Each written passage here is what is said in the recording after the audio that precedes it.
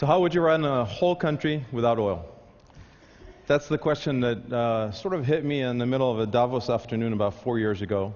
And it never left my brain, and I started playing with it more like a puzzle. The original thought I had, this must be ethanol, so I went out and researched ethanol and found out you need the Amazon in your backyard in every country. About 6 months later, I figured out it must be hydrogen, until some scientists told me the unfortunate truth, which is you actually use more clean electrons than the ones you get inside a car if you use hydrogen, so that's not going to be the path to go. And then sort of through a process of wandering around, I got to the thought that actually if you could convert an entire country to electric cars in a way that is convenient and affordable, you could get to a solution. Now, I started this from a point of view that it has to be something that scales en masse. Not how do you build one car, but how do you scale this so that it can become something that is used by 99% of the population. The thought that came to mind is that it needs to be as good as any car that you would have today. So, one, it has to be more convenient than a car, and two, it has to be more affordable than today's cars. And affordable is not a $40,000 sedan, right? That's not something we can finance or buy today. And convenient is not something you drive for an hour and charge for 8. So we're bound with the laws of physics and the laws of economics. And so the thought that I started with was, how do you do this still within the boundary of the science we know today? No time for a science fair, no time for playing around with things or waiting for the magic battery to show up. How do you do it within the economics that we have today? How do you do it from the power of the consumer up and not from the power of an edict down? And on a random visit to Tesla on some afternoon, I actually found out that the answer comes from separating between the car ownership and the battery ownership. In a sense, if you want to think about it, this is the classic batteries not included. Now, if you separate between the two, you could actually answer the need for a convenient car by creating a network, by creating a network before the cars show up. And the network has two components in them. First component is you charge the car whenever you stop. Ends up that cars are these strange beasts that drive for about 2 hours and park for about 22 hours. And if you drive a car in the morning, you drive it back in the afternoon, the ratio of charge to drive is about a minute for a minute. And so the first thought that came to mind is everywhere we park, we have electric power. Now, it sounds crazy, but in some places around the world, like Scandinavia, you already have that. If you park your car and didn't plug in the heater, when you come back, you don't have a car. It just doesn't work.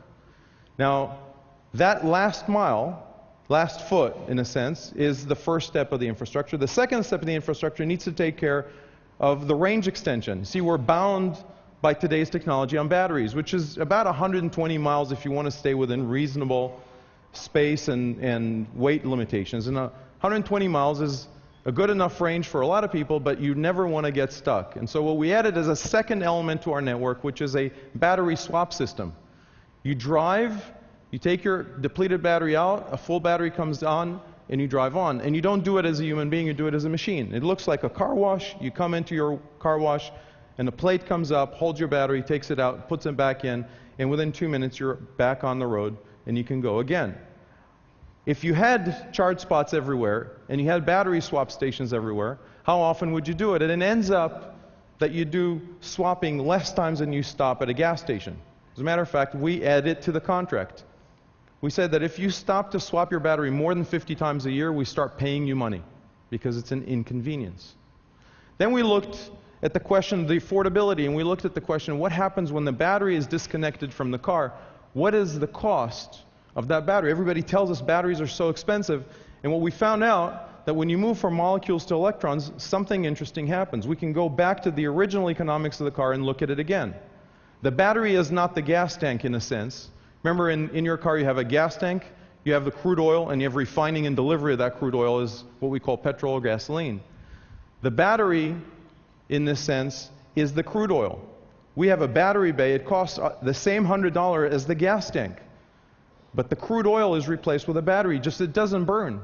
It consumes itself step after step after step. It has 2,000 life cycles these days. And so it's sort of a mini well. We were asked in the past when we bought an electric car to pay for the entire well, for the life of the car. Nobody wants to buy a mini well when they buy a car. In a sense, what we've done is we created a new consumable. You today buy gasoline miles, and we created electric miles. And the price of electric miles ends up being a very interesting number. Today, 2010, in volume, when we come to market, it is 8 cents a mile. Those of you who have a hard time calculating what that means, in the average consumer environment we're in the US, 20 miles per gallon, that's $1.50, $1.60 a gallon. That's cheaper than today's gasoline, even in the US. In Europe, where taxes are in place, that's the equivalent to a minus $60 barrel. But e-miles follow Moore's law. They go from 8 cents a mile in 2010 to 4 cents a mile in 2015 to 2 cents a mile by 2020. Why? Because batteries' life cycle improve, a bit of improvement on energy density, which reduces the price. And these prices are actually with clean electron. We do not use any electron that come from coal. So in a sense, this is an absolute zero carbon, zero fossil fuel electric mile at 2 cents a mile by 2020. Now, even if we get to 40 miles per gallon by 2020, which is our desire, imagine only 40 miles per gallon cars would be on the road. That is an 80-cent gallon. 80-cent gallon means if the entire Pacific would convert to crude oil, and we'll let any oil company bring it out and refine it, they still can't compete with 2 cents a mile. That's a new economic factor, which is fascinating to most people. Now, this would have been a wonderful paper, so that's how I solved it in my head. It was a white paper. I handed out to governments, and some governments told me that it's fascinating that the young generation actually thinks about these things. Until I got to the true young global leader, Shimon Peres, president of Israel, and he ran a beautiful manipulation on me. First, he let me go to the prime minister of the country, who told me, if you can find the money you need for this network, $200 million, and if you can find a car company that will build that car in mass volume, in 2 million cars, that's what we needed in Israel, I'll give you a country to invest the $200 million into. Peres thought that was a great idea.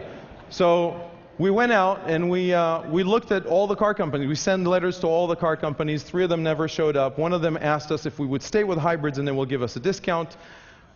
But one of them, Carlos Ghosn, CEO of Renault and Nissan, when asked about hybrids, said something very fascinating. He said, hybrids are like mermaids. When you want a fish, you get a woman, and when you need a woman, you get a fish.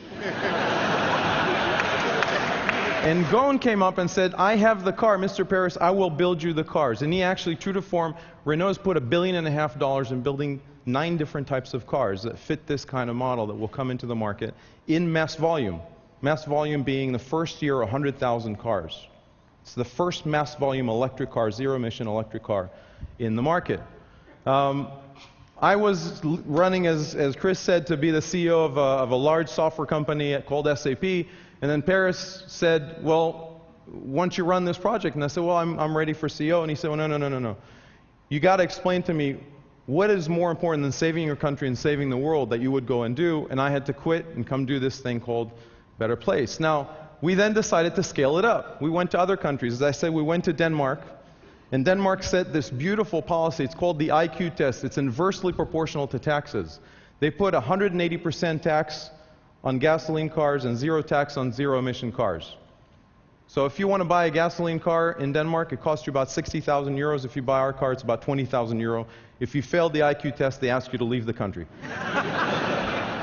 We then were sort of coined as the guys who run only in small island. I know most people don't think of Israel as a small island, but Israel is an island. It's a transportation island. If your car is driving outside Israel, it's been stolen. And so if you're thinking about it in terms of islands, we decided to go to the biggest island we could find, and that was Australia. The 3rd country we announced was Australia. It's got 3 centers in Brisbane and Melbourne and Sydney, and 1 freeway, 1 electric freeway that connects them. The next island was not too hard to find, and that was Hawaii. We decided to come into the US and pick the 2 best places. The one where you didn't need any range extension, Hawaii, you can drive around the island on 1 battery, and if you really have a long day, you can switch and keep on driving around the island. And the second one was the San Francisco Bay Area, where Gavin Newsom created a beautiful policy across all the mayors. He decided that he's going to take over the state, unofficially and then officially, and then created this beautiful region, 1 policy. And in the San Francisco Bay Area, not only do you have the highest concentration of Priuses, but you also have the perfect range extender. It's called the other car. Now, As we started scaling it up, we looked at what is the problem to come up to the US. Why is this a big issue?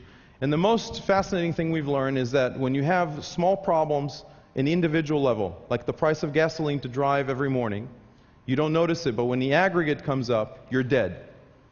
All right? So the price of oil, much like lots of other curves that we've seen, goes along a depletion curve. The foundation of this curve is that we keep losing the wells that are close to the ground, and we keep getting wells that are further away from the ground, and it becomes more and more and more expensive to dig them out. Now, you think, well, you know, it's been up, it's been down, it's been up, it's going to keep on going up and down. Here's the problem. At $147 a barrel, which we were in 6 months ago, the U.S. spent a ton of money to get oil. Then we lost our economy, we went back down to 47, sometimes at 40, sometimes at 50. Now we're running a stimulus package. It's called a $1 trillion stimulus package. We're going to revive the economy. Hopefully it happens between now and 2015, somewhere in that space. What happens when the economy recovers? By 2015, we would have had at least 250 million new cars, even at the pace we're going at right now. That's another 30% demand on oil. That is another 25 million barrels a day. That's all the U.S. usage today. In other words, at some point when we've recovered, we go up to the peak, and then we do the OPEC stimulus package, also known as $200 a barrel. We take our money and we give it away. You know what happens at that point? We go back down.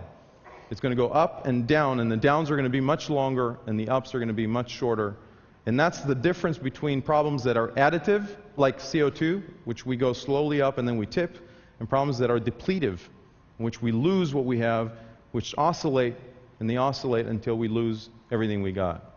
Now, we actually looked at what the answer would be, right? Remember in the campaign, 1 million hybrid cars by 2015. That is 0.5% of the US oil consumption. That is 0.0% of the rest of the world. That won't do much difference. We looked at an MIT study, 10 million electric cars on the global roads. 10 million out of 500 million we will add between now and then. That is the most pessimistic number you can have. It's also the most optimistic number because it means we will scale this industry from 100,000 cars in 2011 to 10 million cars by 2016. 100x growth in less than 5 years. You have to remember that the world today is bringing in so many cars. We have 10 million cars by region. That's an enormous amount of cars. China is adding those cars, India, Russia, Brazil. We have all these regions. Europe has solved it. They just put tax on gasoline. They'll be the first in line to get off because their prices are high. China solves it by an edict. At some point they'll just declare that no gasoline car will come into a city, and that will be it. The Indians don't even understand why we think of it as a problem, because most people in India fill 2 or 3 gallons every time. For them to get a battery that goes 120 miles is an extension on range, not a reduction in range. We're the only ones who don't have the price set right, don't have the industry set right, don't have any incentive to go and resolve it across the US. Now, where is the car industry on that? Very interesting. The car industry has been focused just on themselves. They basically looked at it and said, Car 1.0 will solve everything within the car itself. No infrastructure, no problem. We forgot about the entire chain around us, all this stuff that happens around. We are looking at an emergence of a car 2.0, a whole new market, a whole new business model. A business model in which the money that is actually coming in to drive the car, the minutes, the miles if you want, that you are all familiar with, subsidize the price of the car. Just like cell phone. You'll pay for the miles, and some of it will go back to the car maker, some of it will go back to your own pocket, but our cars are actually going to be cheaper than gasoline cars. You're looking at a world where cars are matched with windmills. In Denmark, we will drive all the cars in Denmark from windmills, not from oil. In Israel, we've asked to put a solar farm in the south of Israel, and people said, oh, that's a very, very large space that you're asking for. And we said, what if we had proven that in the same space we found oil for the country for the next 100 years? And they said, well, we tried, there isn't any. And we said, no, but what if we prove it? And they say, well, you can dig. And we decided to dig up instead of digging down. These are perfect matches to one another. Now, all you need is about 10% of the electricity generated. Think of it as a project that spans over about 10 years. That's 1% a year. Now, when we're looking at solving big problems, we need to start thinking in two numbers, and those are not 20% by 2020. The two numbers are zero, as in zero footprint or zero oil, and scale at infinity. And when we go to COP15 at the end of this year, we can't stop thinking of padding CO2. We have to start thinking about giving kickers to countries that are willing to go to this kind of scale. One car emits 4 tons, and actually 700 and change million cars today emit 2.8 billion tons of CO2. That's, in the additive, about 25% of our problem. Cars and trucks add up to about 25% of the world's CO2 emissions. We have to come and attack this problem with a focus, with an effort that actually says we're going to go to zero before the world ends. I actually shared that with some legislators here in the US. I shared it with a gentleman called Bobby Kennedy Jr., who's one of my idols. And I told him one of the reasons that his uncle was remembered is because he said we're going to send a man to the moon, and we'll do it by the end of the decade. We didn't say we're going to send a man 20% to the moon, and there'll be about 20% chance we'll recover him. He actually shared with me another story, which is from about 200 years ago. 200 years ago, in Parliament in Great Britain, there was a long argument over economy versus morality. 25%, just like 25% emissions today comes from cars, 25% of their energy for the entire industrial world in the UK came from a source of energy that was immoral: human slaves. And there was an argument, should we stop using slaves, and what would it do to our economy? And people said, well, we need to take time to do it. Let's not do it immediately. Maybe we free the kids and keep the slaves. And after a month of arguments, they decided to stop slavery, and the Industrial Revolution started within less than 1 year. And the UK had 100 years of economic growth. We have to make the right moral decision, and we have to make it immediately. We need to have presidential leadership, just like we had in Israel, that said we will end oil. And we need to do it not within 20 years or 50 years, but within this presidential term. Because if we don't, we will lose our economy right after we lost our morality. Thank you all very much.